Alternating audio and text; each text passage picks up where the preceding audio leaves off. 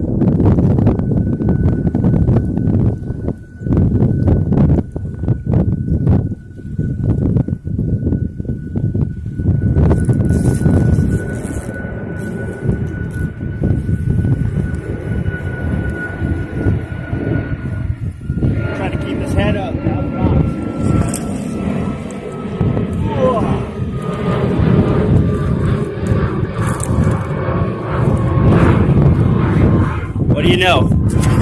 First cast, I got one. It's not a big one, but it's a spotty. Yeah, first cast. Tide's actually moving out pretty good, so that's going to definitely be that's going to help me out. It's going to keep, make them a little more active, even if I can't cast as far normal.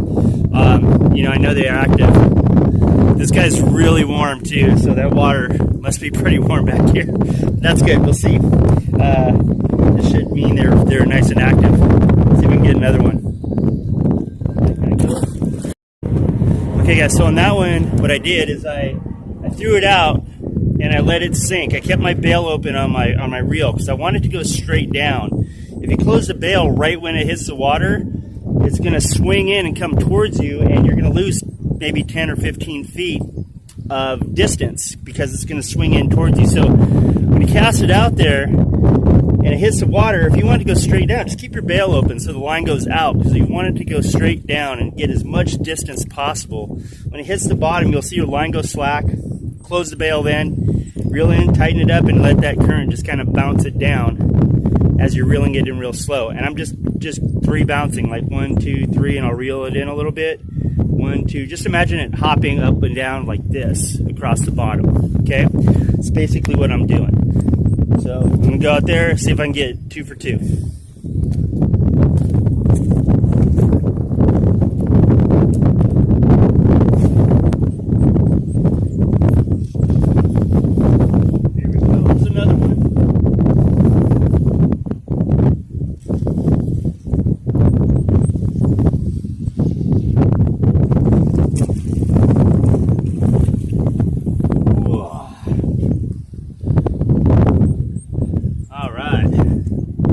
Was a 2 for 2, but 2 out of 3 ain't bad, I guess. Again, not a very big one. They're kind of on the small size, which I kind of expected. Like I said, this time of the year, I think most of the bigger ones kind of move out a little more toward the opening of the harbor where the water temps a little bit. It's a little cooler. They don't like it this warm sometimes, but they are in here, so that's number 2.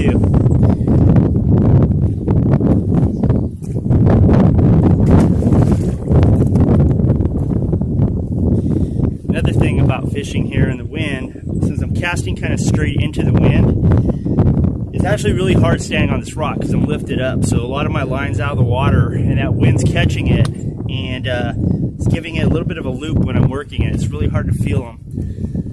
So probably the better fix for that is to get low to the water. I can go down here. I don't know if the camera will catch me, but I'm going to go down lower where I can kind of get a little bit lower to the water, not have as much line out, so that I can feel it a little bit better, because it's really hard to feel that big loop of line because of the wind. So I'm going to make an adjustment on this camera, see what happens, okay? Alright, let's make this adjustment here. I think that might work. I'm going to try that and see how it works.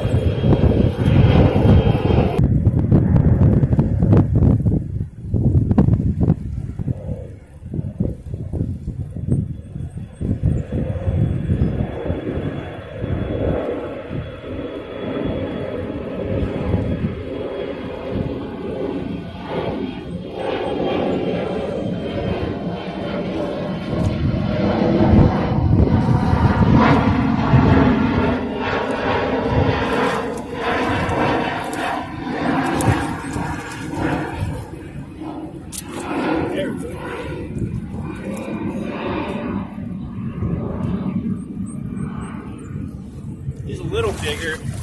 He almost got into the rocks on me, man. He was going for it. I feel him. It shredded the line pretty good.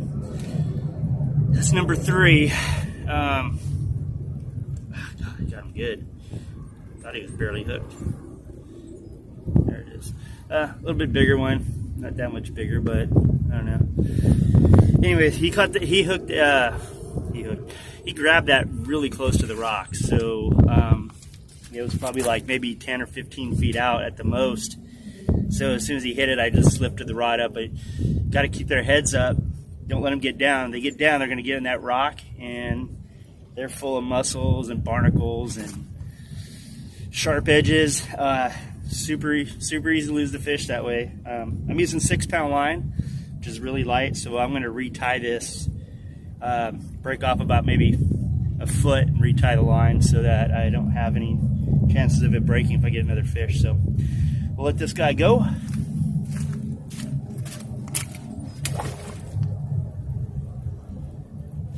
And he's gone.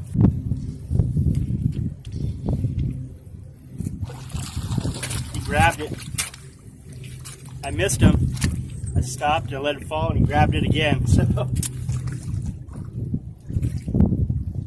there we go. Number 4. And a fish just jumped right there too. I don't know if you saw that. I think that was a mullet. There's a bunch of them back here. Well, this guy's still hot. He was pretty close, again, pretty close to shore, right in the rocks there. He did hit it. I missed him. And I didn't reel it right back in. These guys can be really aggressive sometimes, and even if you don't hook them, but they bite it and you miss them, sometimes if you just open your bail and drop it back down and let it sit there for a quick second and then move it again, they'll come back and hit it again. Or there's another fish that was next to him that would go and take it, because sometimes I'll see these spotties following the one I have hooked up, trying to get the bait out of his mouth right there. They're literally trying to pull the bait out of his mouth. It's the craziest thing, but they can be really aggressive fish. So yeah, if you get bit, you miss them, drop it back down real quick. Just stop whatever, just stop reeling, open your bail, let it drop back down, close it, and then wait 2-3 seconds and reel, and either he'll be on there or he might grab it because he thinks it's getting away. So just a little tip there on that one. All right, so let's see if we can get one on the spinnerbait. That's my spinnerbait right there. Same kind of used for freshwater bass fishing. These I got a little bit of a trailer. I used that fluke, that jerk shad that I had on my jig head, and I actually just put it on the tail end of this. I don't know if you can kind of see it right there. Just has a little trailer. I could probably do without, but this gives it a little extra weight so I can get a little farther. I'm just going to cast it out, let it sink, and just try to reel it so it's close to the bottom, and see if I can get hit on it. This should be interesting. It might take me a while, but I'll see how many casts I can get them in. This will be a good test of the effectiveness of the jerk shad. I just threw a whole area there with that spinnerbait. It could have been the wrong color or something like that, I don't know, but not even a bite. So I'm going to throw the fluke jerk shad out there on the lead head and see if I can get one. Like I said, sometimes you got to stick with what works.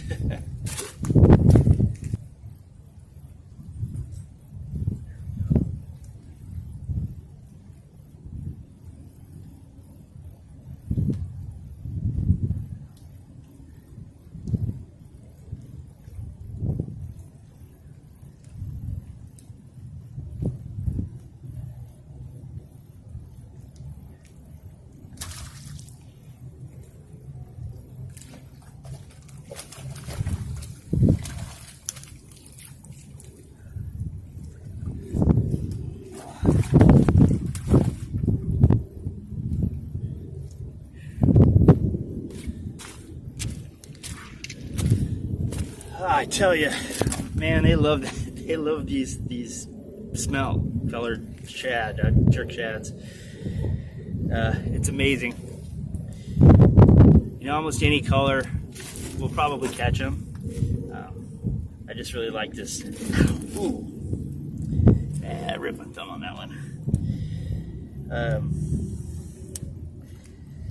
This particular color, this smelt color, works really good. It's probably because you're kind of, in a way, I guess, since matching the hatch as far as the bait fish that are swimming around down here. I've seen a bunch of bait fish down here. They're about this size, about 3 or 4 inches long. They're about this color, give or takes. God, this guy got the thing way down there. God. Ouch. And he hooked himself again. Trying to get him in. Anyways, yeah, so definitely good fish.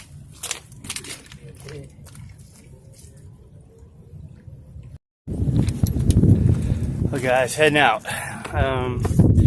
Alright day. It was a little tough. That wind was really making it bad, and I'll tell you what, it's always made it a little harder to feel them bite when the wind's blowing like it is. So whatever, it is what it is. I got 5 fish in about 30 minutes, I guess.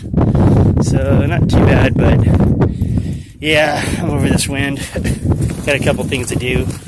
But anyways, I thought I'd just do a quick video. I haven't done one in a while. I got some more coming up. I've just been busy with some other things. But anyways, stay tuned for the next one. I got a calico one coming out I told you guys about. And I will let you know when that one's going to do it. Or, when that one comes out. And that's going to be a good one too.